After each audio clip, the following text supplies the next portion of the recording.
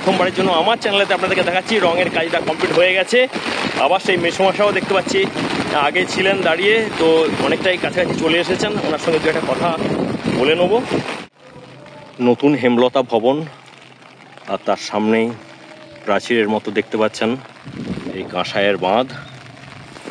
বন্ধুরা, নতুন হওয়া যে কংসাবতী বাঁধ জদড়ার, সেখান থেকে চলে এলাম সেই আবেগের বাড়িটির কাছে। দেখতে পাচ্ছেন নিচটা লাল রং করা হয়েছে।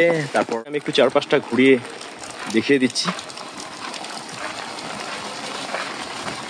বন্ধুরা, এই হচ্ছে জদড়ার সেই বাঁধ, যে বাঁধ 2024 সালে সেপ্টেম্বর মাসে কাঁসাইয়ের জলের তোড়ে ভেঙে গেছিল।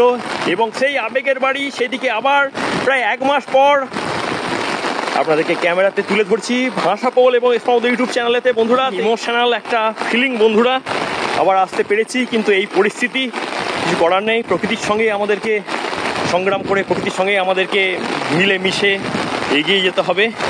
আর এই বাঁধের ওপর দেখতে পাচ্ছেন ইট দেওয়া হচ্ছে যাতে চলাচলটা ঠিকঠাক করা যায়। এই বাঁধের পাশেতে দেখতে পাচ্ছেন বস্তা দিয়ে মজবুতকরণের কাজটা করা হয়েছে।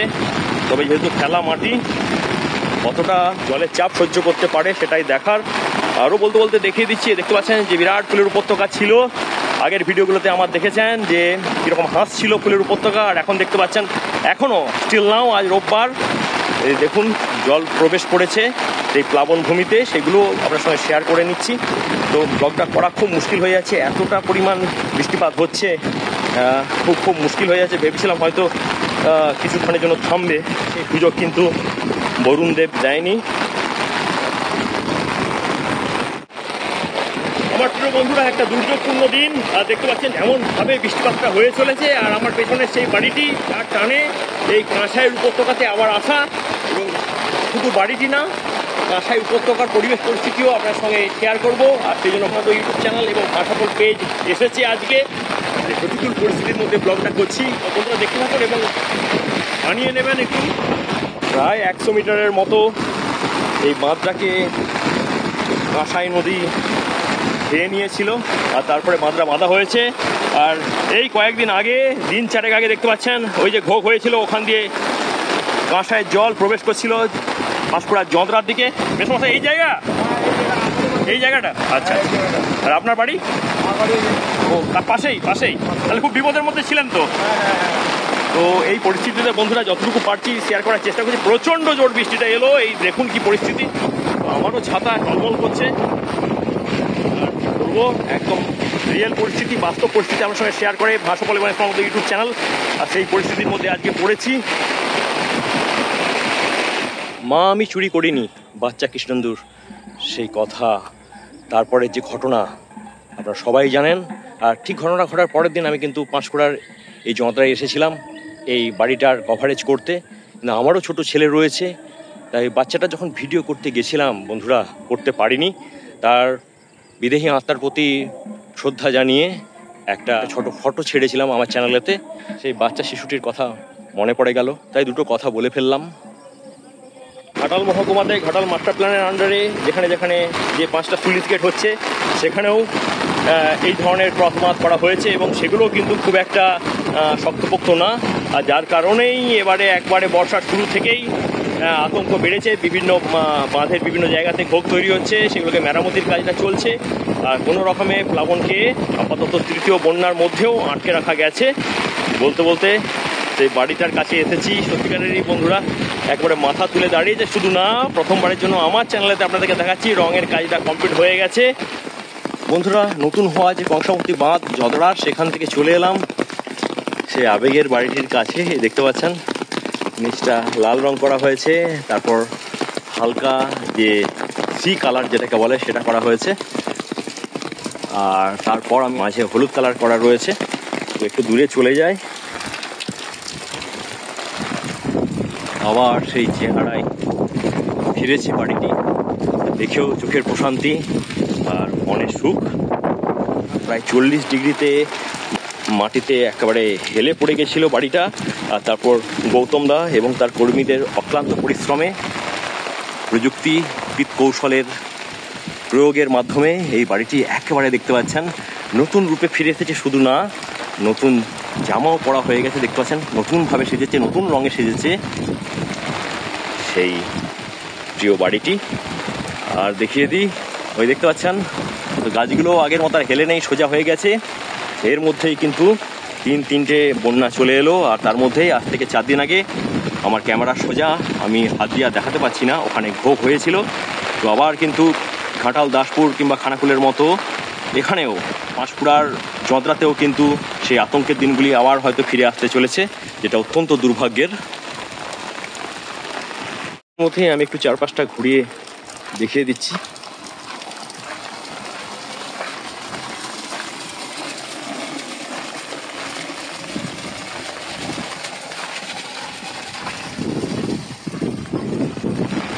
অনেকটাই বদলে গেছে পিছন দিকটা দেখতে পাচ্ছি। তার সঙ্গে সঙ্গে এটা নতুন করে সম্ভবত আগে ছিল, আবার নতুন করে দেওয়ালটা হয়েছে যেটা ভেঙে গেছিল। এখনো বেশ কিছু কাজ বাকি রয়েছে।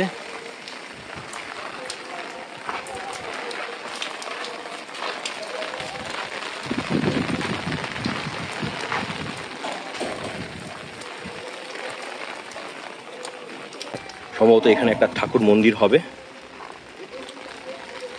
আর এই সেই হেমলতা ভবন, নতুন আকারে বাড়িটার রূপ দেখে সত্যি মন ভরে যাচ্ছে এই প্রাকৃতিক দুর্যোগের মধ্যেও।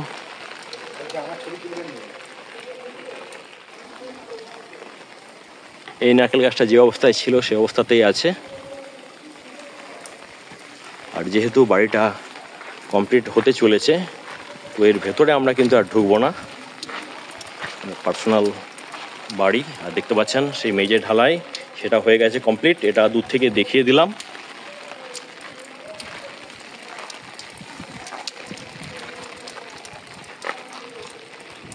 তো বন্ধুরা, নতুন করে রং করা হয়েছে, আপনাদের কেমন লাগলো এই বাড়িটা অবশ্যই জানাবেন। তার সঙ্গে সঙ্গে জুম করে দেখিয়ে দিচ্ছি হেমলতা ভবন, নতুন হেমলতা ভবন।